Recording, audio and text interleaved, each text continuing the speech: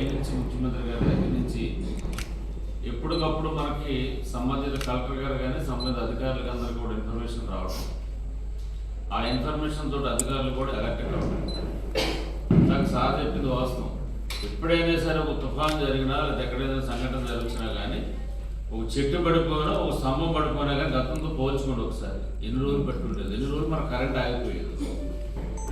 Water లేని సందర్భాలు 2-3 రోజులు మంచినీళ్ళు లేకుండా ఇబ్బంది పడుతున్న సందర్భాలు, కరెంట్ లేకుండా 2-3 రోజులు ఇబ్బంది పడుతున్న పరిస్థితి. ఈవెన్ ముఖ్యమంత్రి గారు 1 గంట కానీ ఒక పూట కానీ కరెంట్ పోతే కనీసం సెల్ ఫోన్ ఛార్జింగ్ పెట్టుకుంటా కూడా లేకపోతే కనుక కమ్యూనికేషన్ ఎక్కడికెక్కడ ఆగిపోతుంది. సెల్ ఫోన్ కనుక కరెంటు లేకపోయి సెల్ ఫోన్ ఇప్పుడున్న పరిస్థితుల్లో మనందరూ కనుక ఛార్జింగ్ పెట్టుకుంటా కనుక లేకపోతే కనుక ఎక్కడ పని చేస్తున్నారో ఎక్కడ ఏమైనా చేస్తున్నారో కూడా తెలియదు.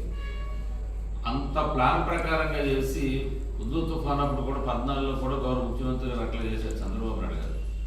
రోడ్డు బయలుదేరేసి వెళ్ళిపోయాడు. ఒక ముఖ్యమంత్రి గారు రోడ్డు అంతా చెట్లు కొట్టించుకుంటూ మరి వెళ్ళిపోయి వైజాగ్ వెళ్ళిపోయి బస్సులో ఉంటూ ఆయన మొత్తం కోఆర్డినేట్ చేసుకున్నాడు. తిరిగి మళ్ళీ మొన్న విజయవాడలో జరిగినటువంటి లాస్ట్ ఇయర్ జరిగినటువంటి తుఫాన్లో కూడా బస్సులో కూర్చుని మొత్తం అంతా కూడా ఆయన కోఆర్డినేట్ చేసుకుని చక్కగా చేసిన పరిస్థితి ఉంది. ఆ అనుభవం ఉందండి. రెండోది ఏంటంటే మేము మరీ దగ్గరగా ముఖ్యమంత్రి గారు ఉన్నప్పుడు చూసినటువంటి ఇదేంటంటే ఏ కష్టము లేకుండా ఏది లేకుండా సాఫీగా పనిచేసుకుంటూ వెళ్ళిపోవడం అంటే ఆయనకు రకంగా అది బోరు పడుతుంది. నేను చెప్పాలంటే కదా, ఏ కష్టము లేకుండా ఏది లేకుండా జనరల్గా అడ్మినిస్ట్రేషన్ చేసుకెళ్ళిపోవడం అంటే ఆయన బోరు పడుతుంది.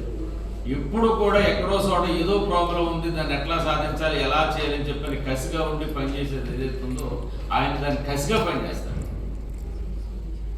ఆ విధంగా పనిచేస్తున్నాడంటే ఇవాళ చూడండి, దేశ విదేశాలలో తిరుగుతూ ఈ రాష్ట్రానికి ఉన్నటువంటి పరిశ్రమలు తీసుకొచ్చి ఉద్యోగ కల్పన చేయాలి, రాష్ట్రానికి ఆదాయ వనరులు తీసుకురావాలి, ఆదాయం సమకూర్చాలని చెప్పి కసితో పనిచేస్తున్నటువంటి వ్యక్తికి ఇవాళ ఆయన చేస్తా ఉన్నాడు.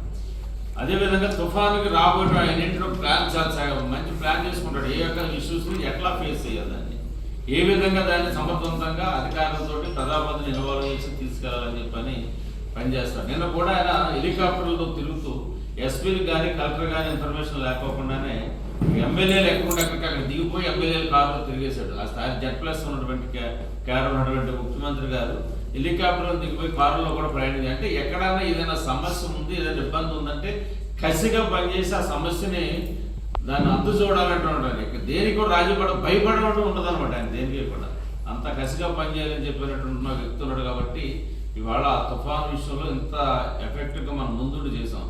మామూలు విషయం కాదు. మన టౌన్లోనే ఎన్ని చోట్ల పడిపోయినండి చెట్లు.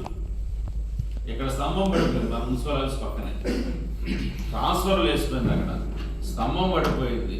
ఆ స్తంభం పడిపోయినటువంటి కింద గ్యాస్ పైప్ లైన్ ఉంది. గ్యాస్ పైప్ లైన్ ఉన్నప్పుడు ఏం చేస్తాం మనం?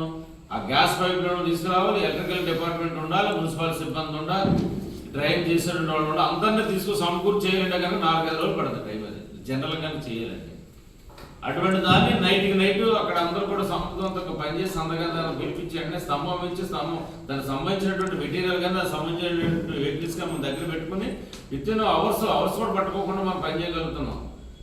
ఎందుకంటే అది ముందుగా ఒక ప్లాన్కు ప్రిపేర్గా ఉన్నప్పుడు అటువంటివి జరుగుతూ ఉంటాయి. చెట్లు పడిపోయినప్పుడు కానీ వైర్లు పడిపోయి స్తంభాలు పడిపోయి ఎక్కడ కూడా నేను చూసాను. చెట్టు పడిపోయే ఎవరు చూస్తే ఆ ఇంటిలో ఉన్నటువంటి ప్రజలు కూడా బయటికి రాలి, బయట ఏం జరుగుతుందో కూడా తెలియదు వాళ్ళకి. వర్షం వస్తుంది, గాలి వస్తుంది కాబట్టి ఇంట్లో ఉన్నారు వాళ్ళంతే. వాళ్ళు ఇంట్లో ఉన్నారు, అసలు బయటికి రాలేదాడు. మేము అందరం అక్కడే ఉన్నాం, అధికారులందరూ మేము అందరం ఉన్నాం. ఓ పక్కనేమో చెట్లు కట్ చేసే వాళ్ళు కట్ చేస్తున్నారు, మన సిబ్బంది అంతా వెళ్తే ట్రాక్టర్ తీసుకొచ్చారు, ఆ ట్రాలీ తీసుకొచ్చారు, ట్రాలీ నరుకొని నరుకుతున్నారు, కింద నరుకొని నరుకుతున్నారు. వీళ్ళు తీసుకెళ్ళిపోయి ఏదో ట్రాక్టర్ మీద వేసేసి వచ్చేస్తున్నారు. అంటే సినీ పక్కిలో ఏ విధంగా అయితే మనం చూపిస్తారో అంత ఫాస్ట్గా నిజంగా మన స్టాఫ్ మనలంతా కూడా చాలా యాక్టివ్గా పనిచేస్తారు. పక్కన వర్షం వస్తుంది, గాలి వస్తుంది అంటే ఎక్కడా కూడా నాకు తెలిసి ఏంటంటే వితిన్ అవర్స్ కూడా పట్టండి. నాకు తెలిసి కరెంటు ప్రాబ్లం మన టౌన్లో కానీ రూరల్లో కానీ చూసాను నేను. అవర్స్ కూడా లేదు, రూరల్లో కూడా ఆ విధంగానే చేశారు. ఎక్కడికైనా సిబ్బందిని పెట్టుకుని, స్తంభాలు పెట్టుకుని, వైర్లు పెట్టుకుని, నేను సబ్స్టేషన్ దగ్గర కూడా వెళ్ళాను. ప్రక్కలంగా సబ్స్టేషన్ దగ్గరికి వెళ్ళాను. వైర్లు, స్తంభాలు, దానికి సంబంధించిన ట్రాన్స్ఫర్స్ అన్ని కూడా రెడీగా పెట్టుకున్నారు. స్టాఫ్ కూడా పెట్టుకున్నారు, వెహికల్స్ అన్ని కూడా పెట్టుకున్నారు.